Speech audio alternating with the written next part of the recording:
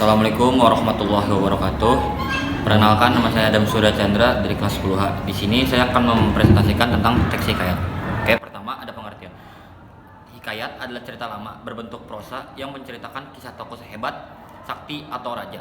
Ceritanya sering mengandung keajaiban, hal gaib, dan nilai kehidupan. Berasal dari sastra Melayu klasik yang dipengaruhi budaya Arab, India, dan Persia. Tujuan dan fungsi. Tujuan menghibur pembaca atau pendengar, memberi nasihat dan teladan hidup, mengagungkan tokoh penting atau pahlawan. Fungsinya sebagai hiburan dan pendidikan moral, sebagai warisan budaya dan sejarah lama untuk mengenalkan nilai kepahlawanan dan kebajikan. Ketiga, ada ciri-ciri. 1. Tokohnya luar biasa dan sakti. 2. Ceritanya ajaib dan tidak logis. 3. Berlatar masa lampau atau kerajaan. 4. Mengandung nilai moral, sosial, dan religius. 5. Menggunakan bahasa Melayu klasik. 6. Tokohnya bersifat tetap atau tidak banyak berubah. Keempat, ada unsur-unsur. Pertama, ada unsur intrinsik, yaitu tema, tokoh atau penokohan, alur atau jalan cerita, latar tempat, bisa tempat, waktu, suasana, amanat atau pesan-pesan, sudut pandang, dan gaya bahasa. Unsur ekstrinsik ada nilai moral, nilai sosial, budaya, latar belakang agama, dan kepercayaan, pandangan hidup masyarakat. Kelima, ada jenis-jenis. 1. Hikayat Panji, menceritakan kisah kepahlawanan tokoh kerajaan. Contohnya adalah hikayat Panji Semirang. Kedua, ada hikayat rakyat, berasal dari cerita rakyat atau legenda. Contohnya hikayat Si Miskin. Ketiga, ada hikayat keagamaan, berisi ajaran dan kisah tokoh religius. Contohnya adalah hikayat Nabi Muhammad SAW.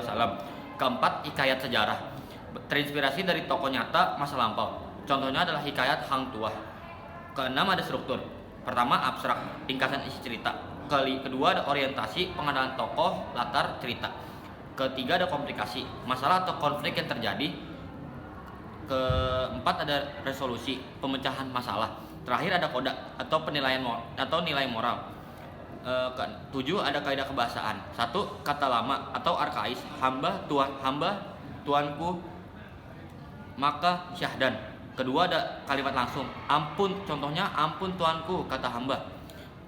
Ketiga, adalah majas hiperbola, menggambarkan hal berlebihan.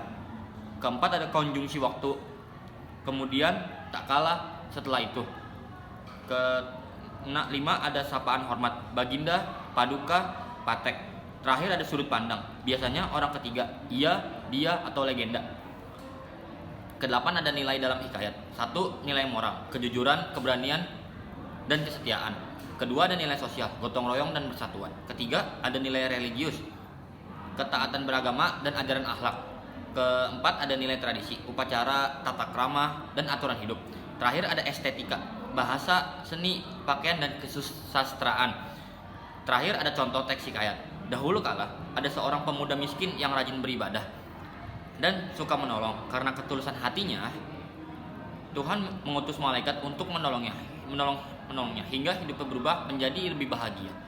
Struktur, orientasi si miskin hidup sederhana, komplikasi, banyak kesulitan hidup, resolusi, ditolong malaikat, koda, tetap rendah hati setelah kaya.